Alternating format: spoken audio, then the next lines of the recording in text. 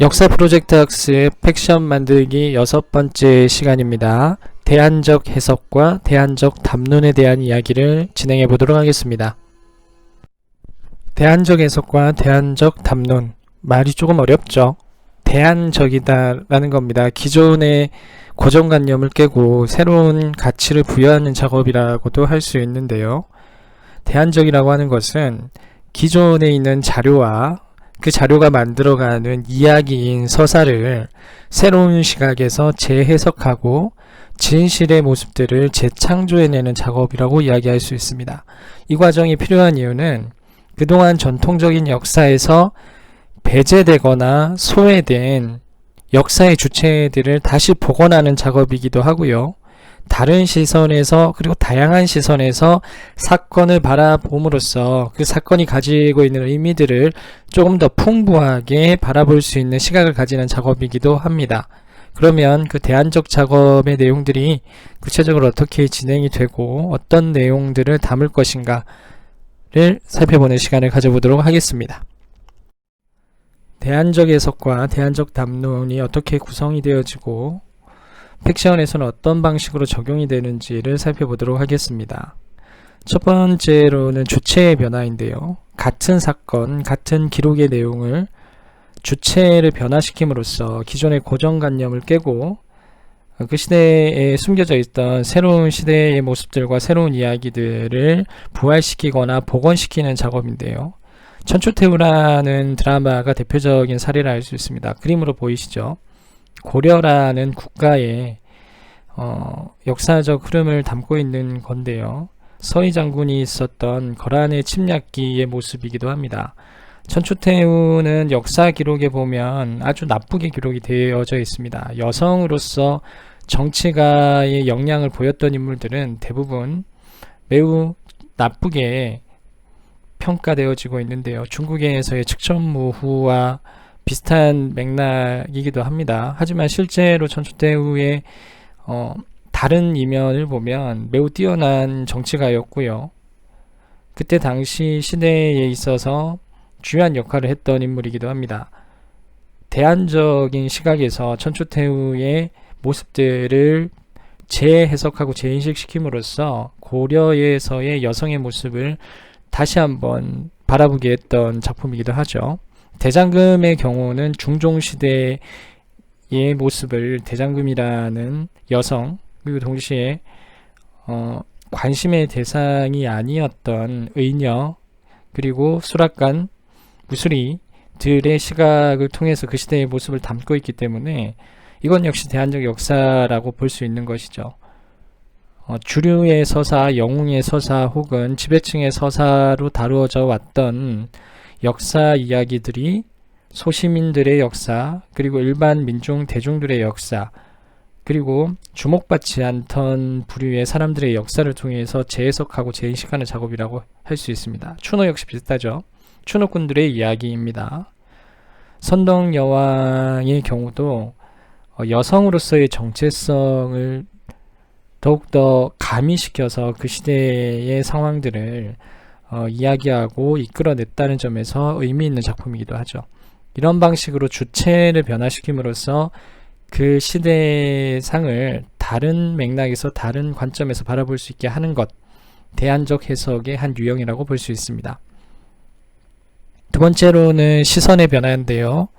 남성 지배층, 영웅 중심의 대서사가 우리 역사의 주류였다면 그 과정에서 배제되고 소외되었던 여성들, 소시민들, 그리고 개인들의 시각에서 역사적 사건과 시대의 모습들을 다시 살펴보려는 움직임들이라 할 수 있습니다. 여기서는 다양한 담론들을 통해서 우리 사회에 던지는 메시지들을 만들어낼 수 있는데요. 첫 번째는 젠더 담론이죠. 남성과 여성이라는 고정관념이 고착화되는 과정에서 역사가 뒷받침하고 작용했던 게 매우 컸을 겁니다.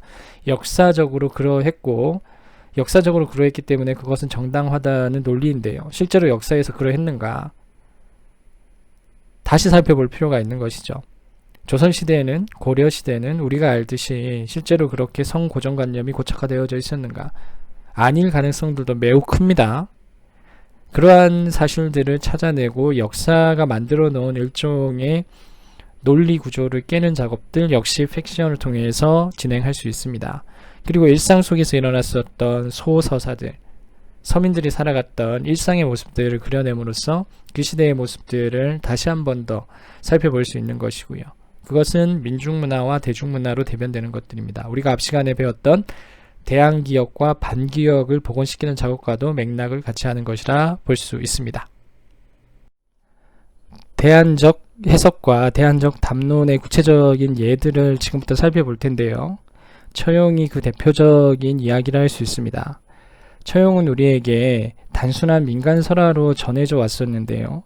최근 들어서는 처용이라는 인물이 실제했던 인물이고 그와 관련된 역사적 사실들이 다양한 메시지를 우리에게 던져줄 수 있다라는 부분이 회자되고 있습니다. 특히 우리 사회에서 아주 중요한 젠더의 문제 그리고 다문화의 문제에 있어서 처용을 통해서 그리고 역사적 사실의 재해석과 재발견을 통해서 많은 담론들이 형성이 될 수 있다라고 볼 수 있는 것이죠. 그 내용들을 조금 더 구체적으로 살펴보도록 하겠습니다.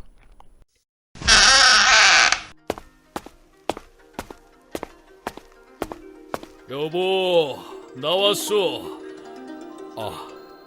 자고 있으려나?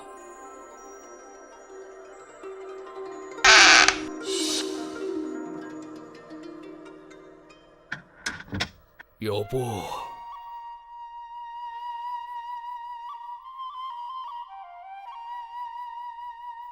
동경 밝은 달에 밤들이 논이다 들어와 자리를 보니 다리가 넷이도다. 둘은 나의 것인데 둘은 누구의 것인고? 본래 나의 것이지만 빼앗긴 것을 어찌하리요?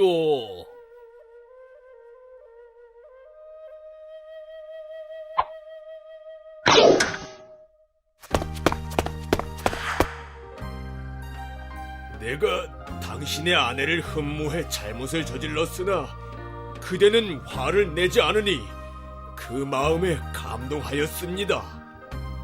맹세코 당신의 모습의 그림만 보아도 그 문 안으로는 들어가지 않겠습니다. 이 일이 나라에 퍼지며 사람들은 처용의 모습을 그려 문에 붙여 나쁜 악기를 물리치고 모든 질병이 물러난다고 전해져 내려옵니다.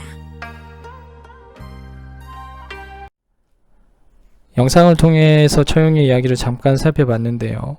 삼국유사의 그 기록을 보면 처용의 부인이 매우 이뻤다고 이야기를 해요. 그래서 역신이라고 불려지는 전염병을 다루는 신일 겁니다. 밤에 몰래 이제 변신을 해서 그 부인과 잠자리를 가졌다고 이야기를 해요. 근데 그걸 이제 처용이 집에 들어와서 목격한 거죠. 목격을 했는데 당연히 화를 내야 되는데 화를 내지 않고 노래와 춤을 추며 물러났다고 합니다. 이 모습을 보고 역신이 감동을 해서 앞으로는 처용의 모습만 보더라도 그 집은 찾아가지 않는다, 이런 내용들이죠. 처용과의 내용을 한번 살펴볼까요? 서울 밝은 달에 밤들이 논이다가 들어와 잠자리를 보니 가랑이가 넷이도다. 둘은 나의 것이었고 둘은 누구의 것이었나. 본디 내 것이지만은 빼앗긴 것을 어찌하리요. 부인의 불륜의 장면을 목격한 거죠. 화를 내야 하는 게 당연하지. 그럼에도 불구하고 어찌할 도리가 없지 않느냐 하고 그냥 떠나버리는 장면입니다. 어처구니 없는 상황이죠. 지금의 관점에서 보면. 그리고 이것은 실제 있었던 장면이라기보다는 전염병이 돌게 되고 그 전염병에 대해서 매우 의연하게 대처했었던 처용의 이야기를 담고 있는 것이고요. 그래서 전염병을 막기 위해서 처용의 모습을 집집마다 붙여놓았던 풍습을 이렇게 은유적으로 표현하고 있는 것이다 라고 우리가 일반적으로 알고 있었는데요. 최근 들어 연구에 따르면 실제로 이것은 역사 속에 있었던 장면을 그대로 기술하고 있는 거라고 보고요. 신라의 결혼 풍습을 담고 있다고 보고 있습니다. 신라의 결혼 풍습은 난혼, 복혼, 대우혼이라는 결혼의 고대적 모습들이 그대로 남아 있었는데요. 우리가 흔히 알고 있는 결혼 풍습은 일부 일처제죠. 남편과 부인이 한 명 한 명인 게 상식적이죠. 하지만 고대 사회에서는 다부다처제였습니다. 여러 남편이 있고요. 여러 부인이 있었습니다. 심지어 부인을 공유하는 부인 공유제도 비슷한 현상으로 나타났었는데요. 지금의 관점에서 보면 이해되기 힘든 것들이지만 실제로 고대 사회를 공동체를 유지하기 위한 하나의 방편이기도 했었을 겁니다. 중요한 것은 이러한 것들이 모계 사회에서 나타나는 특징이라는 것이죠. 공동체를 운영하는 데 있어서 여성들의 권리가 상당히 중요하게 작용을 했고요. 여성들의 의사결정이 크게 그 공동체에 나타나고 있음을 보여주는 것이기도 합니다. 이는 달리 이야기하면 그 사회의 여성들의 지위가 상당히 높았다라고 할 수 있는 것이죠. 우리는 흔히 계급이 생겨나게 되고 남성 중심의 가부장 사회가 형성이 되면서 여성들에 대한 차별이 고착화되었다고 배웠는데요. 그것이 이제 고조선 사회로까지 소급되는데 사실상 우리 역사를 다시 바라보게 되면 신라시대 때까지만 하더라도 그러한 남성 중심의 가부장적 사회가 사회의 주류로서 고착화되지는 않았다라는 걸 보여주는 것이고요. 오히려 조선시대나 고려 후반기로 가면서 그런 것들이 강화되고 그 시대의 역사 사가들이 그들의 정당성을 확보하기 위해서 신라시대의 모습 역시 남성 중심으로 그려냈다라고 볼 수 있는 새로운 해석이 가능해집니다. 실제로 신라시대에 보면 선덕여왕이나 진덕여왕, 진성여왕이라는 여성 왕들이 등장하게 되죠. 이게 가능했던 이유는 어디에 있었을까요? 역사학자들은 남성 중심의 가부장적 세계라는 논리 속에서 이러한 상황을 매우 예외적인 상황이라고 봤었는데요. 성골의 권력의 공백기를 메우기 위해 불가피하게 선택한 매우 특수한 상황? 이 정도로 해석을 했었는데 실제로는 신라 사회가 여성들의 의사결정권이 강하고 여성들이 왕이 되는 게 그리 특별히 이상하지 않은 사회였다라는 게 처형을 통해서 다시 한 번 더 증명되어지고 해석되어질 수 있는 여지들이 생겨났던 겁니다.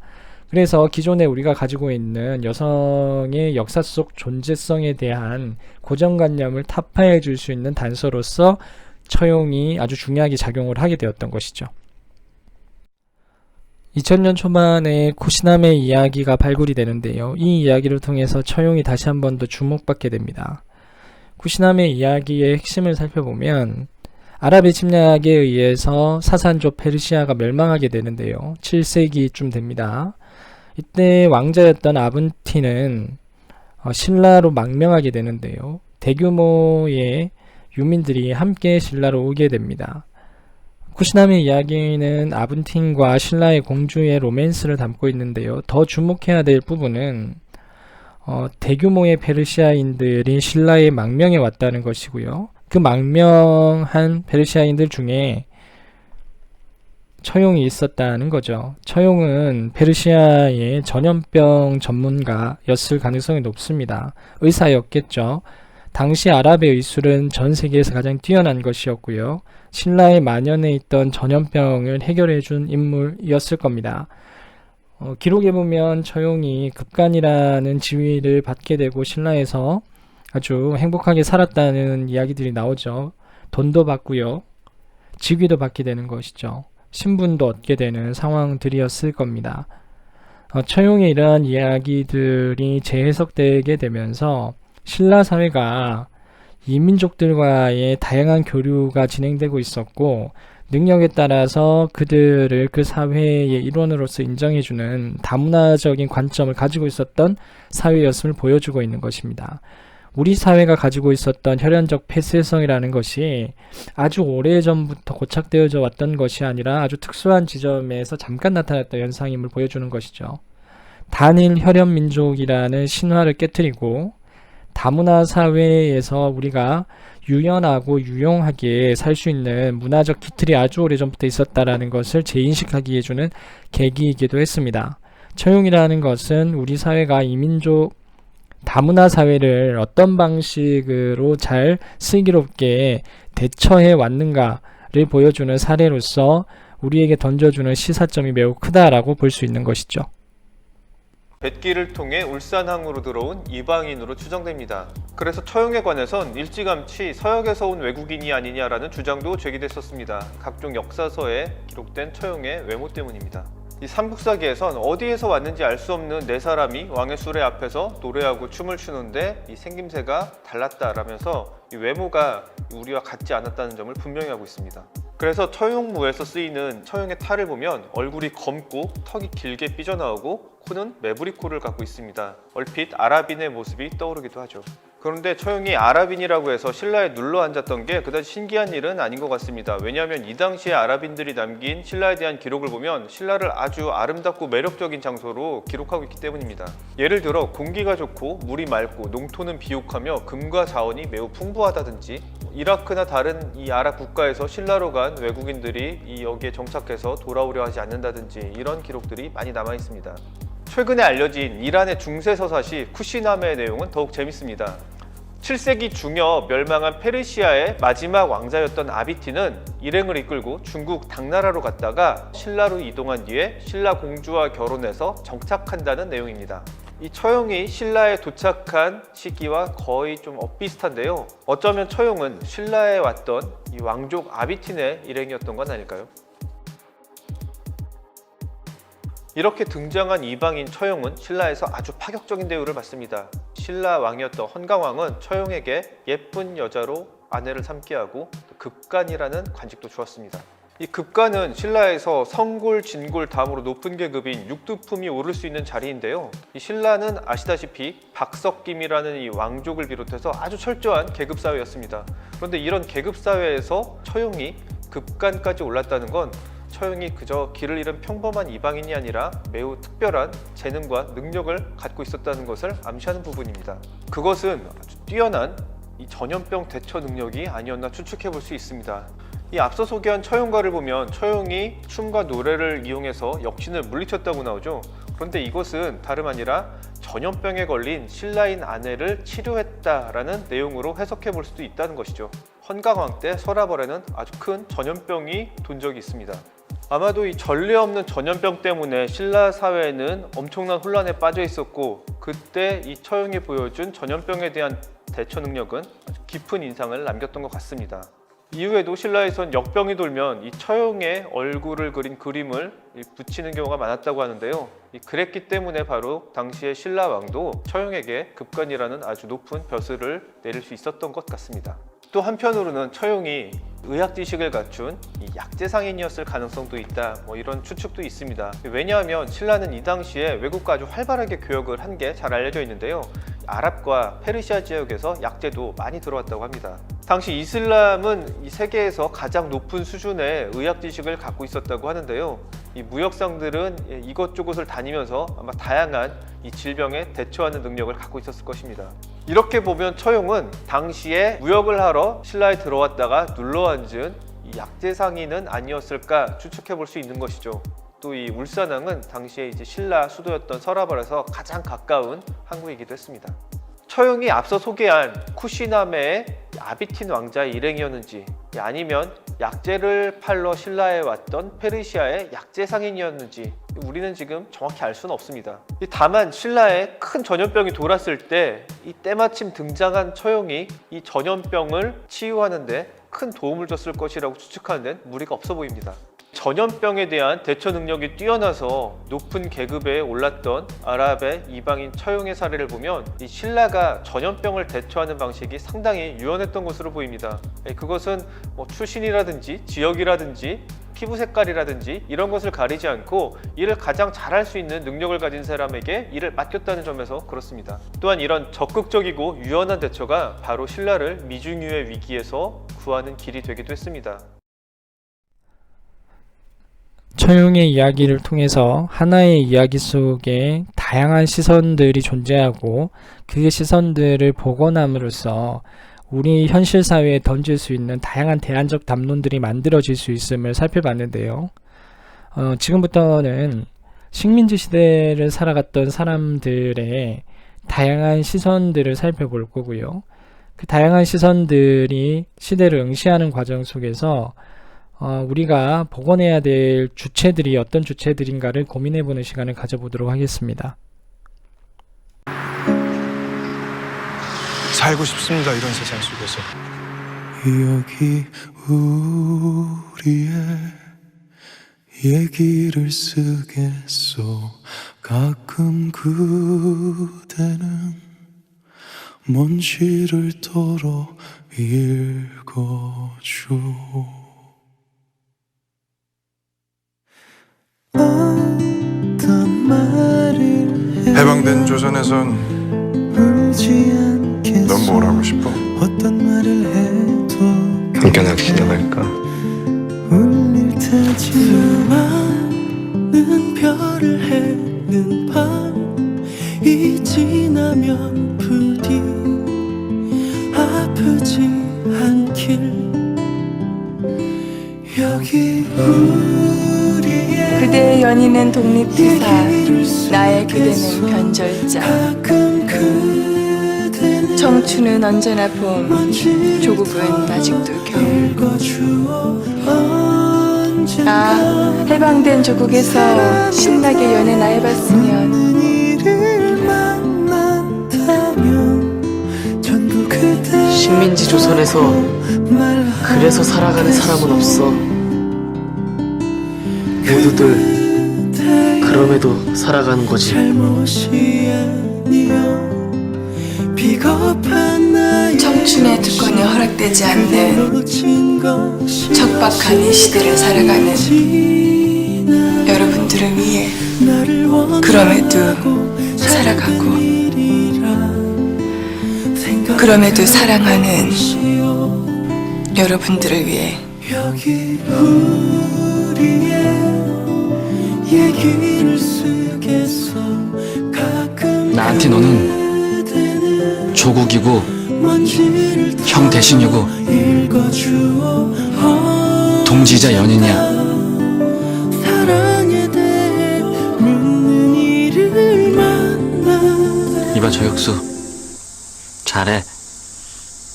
다치지 말고 위험해지지도 말고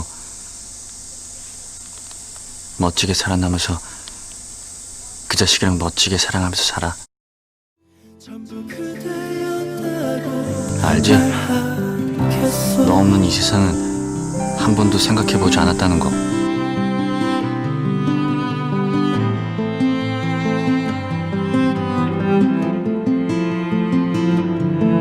살아있는 사람들은 너나 나나 유죄라며. 웃어주시오. 살아가면서 이제 돌아서 그 목숨값을 치를 생각이다. 다시 사랑할 수 있길 조국이 바라오. 다만 해방될 때까지. 아주 가끔 그래서 기억해 주시오. 내가 해방될 때까지! 그 눈부시게 아름다웠던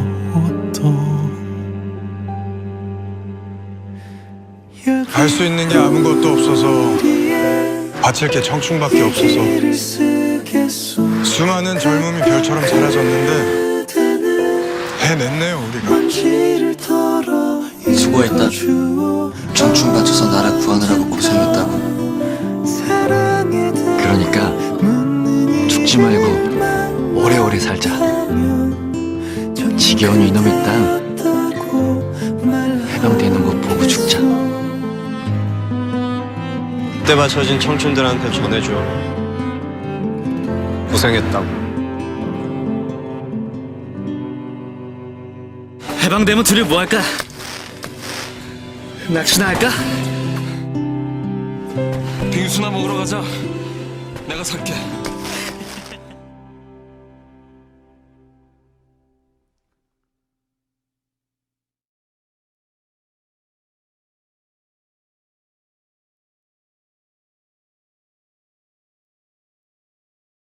그럼 만일 해방된 조선에 다시 태어난다면 넌 뭐가 되고 싶어?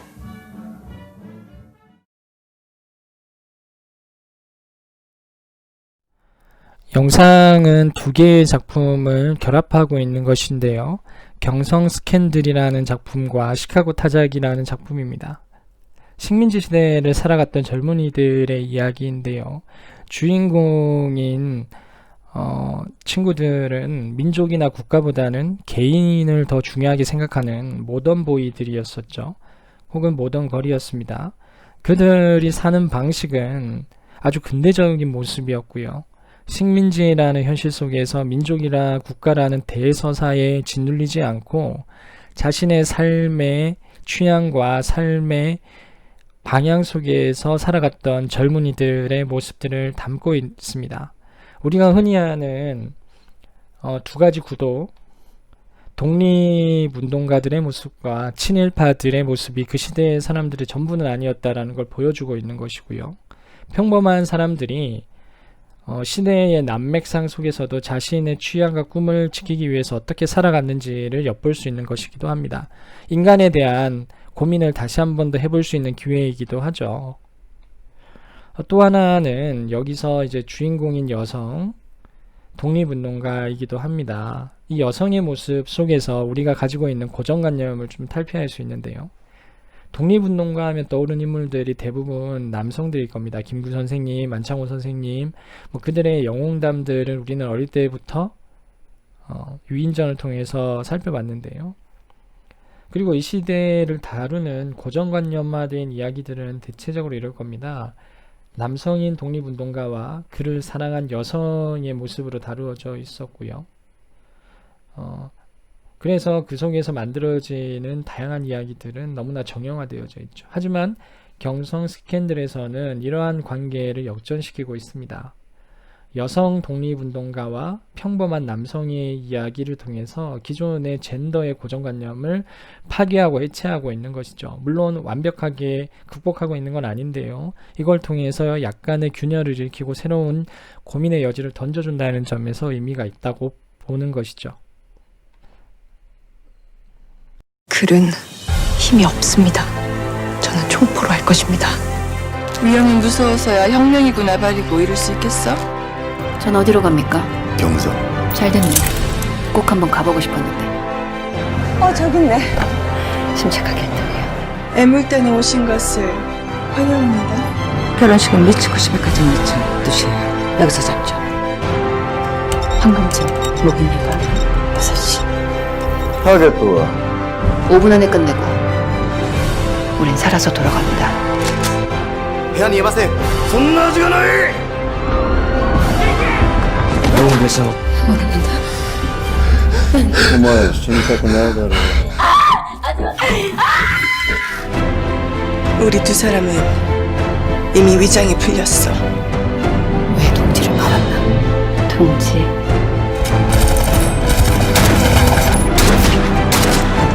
이제부터는 내가 수장이에요.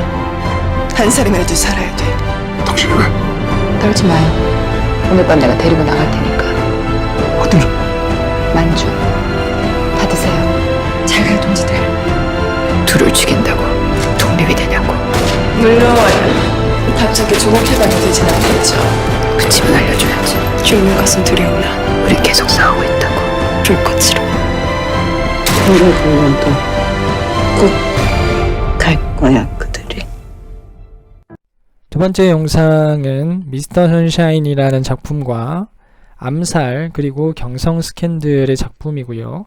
그 속에 등장했었던 여성들이 그 시대를 어떻게 살아갔는가를 보여주고 있는 겁니다. 모두가 독립운동에 헌신했던 인물들이죠. 그동안의 독립운동 이야기를 영상화했던 것들을 보면 엘리트 남성들의 영웅 대서사시였었죠. 남성들이 목숨을 걸고 조국과 민족을 위해 싸웠던 거룩한 영웅 대서사시였는데요. 뭔가 불편함을 주기도 했었죠. 그리고 여성들은 그 과정 속에서 남성의 생애를 지원해주는 자애로운 어머니, 부인, 그리고 사랑하는 연인으로서 그의 귀환을 바라는 애처로운 여인으로서 매우 수동적으로 그려졌었는데요. 하지만 이 세 개의 이야기는 완전히 다른 시각에서 여성들을 바라보고 있습니다. 여성들은 스스로 그 누구에 의해서도 아닌 자기 스스로 자신의 삶을 선택하고 있고요. 그 삶의 선택이 독립운동이라는 방향으로 나아가고 있는 것입니다. 새로운 여성들의 모습을 이야기하고 있는 것이고요. 우리가 기존에 알고 있던 것이 얼마나 고정화되어져 있는 관념이었는가를 이제 이야기하고 있는 부분이기도 합니다. 이 세 개의 드라마에서 핵심은 자신의 운명을 스스로 개척해가는 주체적인 개인들의 모습을 다루고 있는 것이고요. 이러한 모습은 근대사회의 개인으로서 가장 중요한 모습이기도 합니다. 여성도 예외는 아니겠죠. 하지만 우리는 다양한 문학작품들과 드라마에서 여성들은 근대적 개인으로서 다루고 있지 않았었습니다. 그것은 실제로 여성들이 그랬기 때문이라기보다는 남성들이 가지고 있었던 젠더 고정관념 혹은 우리 사회가 가지고 있는 젠더 고정관념이 만들어낸 하나의 환상일지도 모른다라는 생각을 해보게 되는 것이죠. 또 하나의 측면에서 미스터 션샤인이나 암살에서 보여주는 부분들은 이들이 기존의 주체들과는 좀 다르다는 것이죠. 유진 초이 같은 경우는 조선인 출신이기는 하지만 조선의 정체성을 전혀 가지고 있지 않는 인물이고요. 조선이라는 사회에 대해서 좋지 않은 기억을 가지고 있었던 노비 출신이었죠. 이방인입니다. 그리고 다양한 직업을 가진 소시민들이 미스터 션샤인에서 당시 시대상들을 다루고 있고 이야기하고 있는 것이죠. 그리고 여성들이 이제 역사에서 소외되거나 배제되었던 부분들을 다시 복원시킴으로써 이 시기의 모습들을 다양한 측면에서 바라보게 해주고 있기도 합니다. 그러한 점에서 미스터 션샤인이 가지는 그리고 암살이 가지는 우리 사회에 던져주는 메시지는 매우 크다라고 볼 수 있는 것이죠. 픽션에 대해서 살펴보고 있는데요. 사실과 허구의 경계에서 어떤 줄타기를 해야 될 것인가가 여전히 우리에게 던져져 있는 과제 중에 하나일 겁니다. 대안적 해석과 대안적 담론 역시 마찬가지인데요. 새로운 주체를 복원시키고 다양한 시선을 인정하며 그 시선들과의 공존을 통해서 더 나은 우리의 가치와 사회를 만들어가는 점에 있어서 대안적 해석은 아주 중요한 부분의 필요성을 가지고 있을 겁니다. 하지만 대안적 해석의 부분들이 사실 자체를 부정하게 하거나 역사를 의도적으로 왜곡하는 것까지 나아가서는 안 되겠죠. 그러한 부분들에 대해서는 우리는 철저히 경계를 해야 되고요. 그러한 것들이 실제 우리 사회에서 만들고 있는 여러 가지 문제점들은 역사적 사실을 부정하고 자신들의 행위를 미화하거나 정당화하는 도구로서 악용되고 있다는 것입니다. 유럽에서는 나치가 범했던 홀로코스트의 역사를 미화하거나 부정하려는 시도들이 지속적으로 나타나고 있고요. 우리 사회에서도 5.18을 왜곡하려는 세력들이 분명히 존재하고 있죠. 미국 사회에서 백인 우월주의가 다시 부활하게 되면서 인종주의를 정당화하려는 움직임들도 나타나고 있습니다. 이들은 자신이 범했던 역사적 과오를 대안적 해석이라는 도구를 이용을 해서 미화하거나 존재하지 않았던 것으로 전락시키는 경우들도 있는데요. 그러한 부분에 대해서는 우리는 명확하게 경계해야 되며 사실이 가지고 있는 힘에 대해서 존중을 해야 할 것입니다. 팩션을 작업하는 과정에서도 이러한 부분들에 대해서 여러분들 충분히 고민하면서 여러분들만의 대안적 해설을 만들어 갔으면 좋을 것 같습니다. 오늘 수업 여기서 마무리하도록 하겠습니다.